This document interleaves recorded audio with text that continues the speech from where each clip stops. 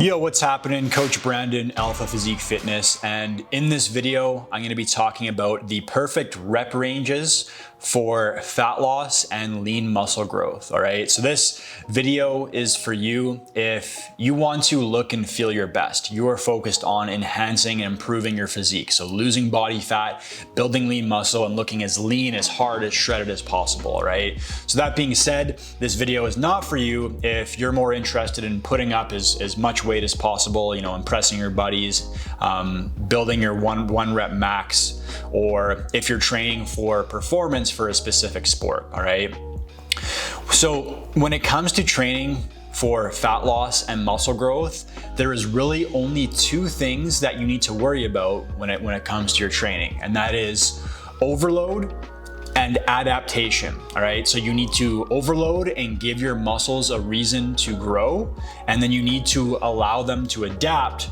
to whatever you introduce them to overload them and force them to grow, right? Without that recovery, without that adaptation, you don't have muscle growth. All right, and then this also applies to you whether your primary goal is fat loss or is muscle growth. You can do both at the same time, but you should be focused on one or the other. But either way, the way you train is going to be relatively the same. All right, and I'm going to explain why and explain how in this video.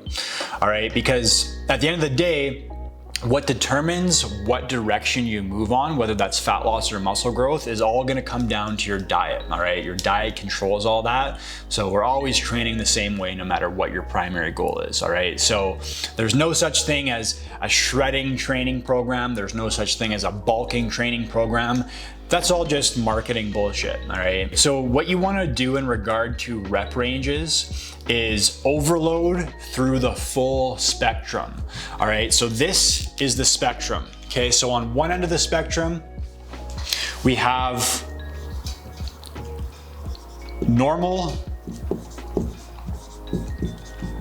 hypertrophy, so just plain hypertrophy training. So for this, the rep range is 8 to 20. Okay, when you're training, when you're just training normal hypertrophy, your rep range is 8 to 20. You want to be resting 2 to 4 minutes between sets. Okay, that just goes with this stimulus. Okay, so that's one part of the spectrum. That's one rep range. That's one stimulus. Then we have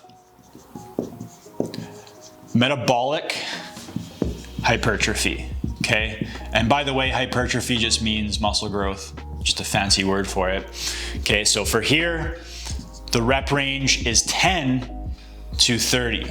Okay, and then you want to be resting 30 to 90 seconds between sets. Okay, so that's going to add to the metabolic stimulus. We're trying to pump more blood, more lactic acid, more metabolic waste into your muscles, and that's how we're stimulating them. All right, so that's part of that rep range, that's that spectrum, that stimulus. So this could be known as strength training as well, whatever you want to call it. So reps when we're doing intensity training is going to be 3 to 12, and you're going to want to rest 2 to 5 minutes, right? Because we're focusing on strength. We're trying to put up more weight in this phase. All right, and when you're doing those phases, when you're working in that rep range, you are trying to put up more weight and you're training at lower volume.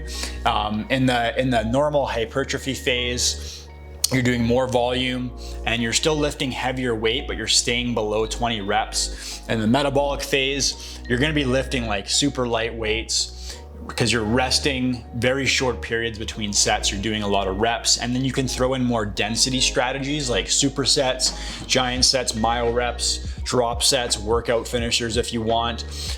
You're just trying to fill your muscles up with blood, with lactic acid, with metabolic waste again. You can even use BFR bands for workouts when you do that as well if you really want to get a crazy pump. Okay, and then for the intensity training, basically we're just giving ourselves a break from that volume, allowing our muscles to adapt to what we've already done and preparing our muscles for these two phases again. All right, so what you do with each is you overload by increasing volume. So that's just total amount of sets, so the total amount of work you're doing in the gym.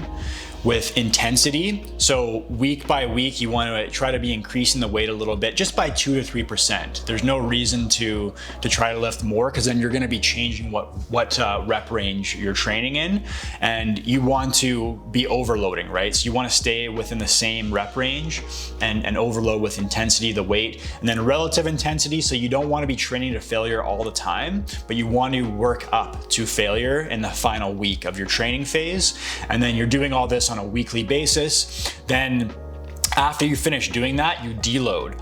So you either go to the gym for a week and do half the intensity, half the volume, or you can just take 3 or 4 days completely off. Okay, so what you're doing there is you're allowing your body to adapt, right? So basically you work through each of those spectrums doing that, and you can just repeat that over and over again. It's not sexy. It's not fancy. It does not need to be. This is all science-based. This is evidence-based. And if you've been struggling to lose body fat and building muscle mass, this should be the least of your worries anyway. In fact, if you've been trying to find the perfect rep range or perfect style of training, that's probably part of your problem. All you need is the right framework. So this, like this, it's really simple, it's not sexy, and you don't need to really be thinking about it. You just do it over and over again. And then more importantly, you need to follow that framework consistently. You need to collect data, and you just need to adjust based on feedback, based on how you're progressing. Are you moving in the right direction? Are you not moving in the right direction? Are you going in the opposite direction, etc.?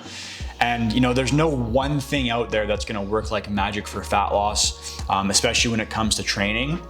And until you stop searching for those things, you're gonna remain stuck, all right? So I wanna keep this short. I hope that was helpful. Make sure to subscribe to the channel, like the video, hit the bell to get notifications, and leave me a comment to let me know what you thought, if you have any questions, and if you have any feedback based on what you wanna see next.